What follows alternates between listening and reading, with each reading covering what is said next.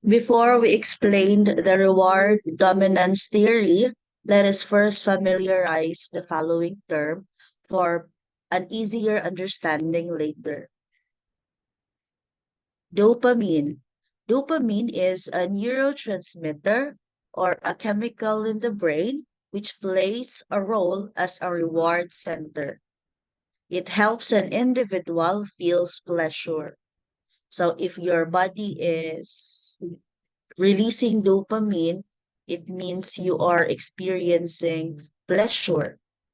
These activities, such as sex, shopping, smelling food, or smelling cookies that is being baked in the oven, it can trigger the release of dopamine, or what we call dopamine rush. It will give you a temporary pleasure.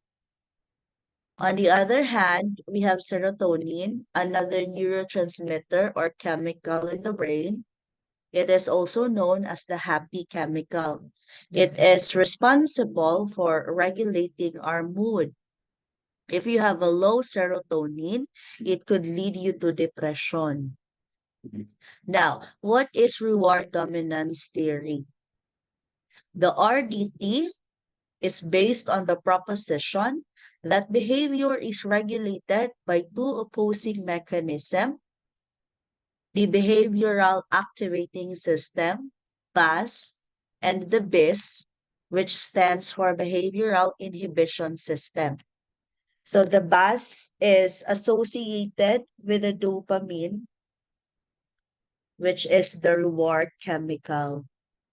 Since the dopamine facilitates our goal-directed behavior. So if we feel that an activity is rewarding, we are directed to do that activity. Now, the BIS, which is the inhibition system, is associated with the serotonin. Since serotonin is the happy chemical, it modulates our behavior. So if you are happy, you know how to regulate your behavior. So the BAS, this system, which has a dopamine in it, it helps an individual seek whatever affords him or her the pleasure. And the BIS, it tells an individual when he or she had enough for his or her food. So if a person has a normal BAS, but with a faulty BIS, he will become a very impulsive person with a craving brain.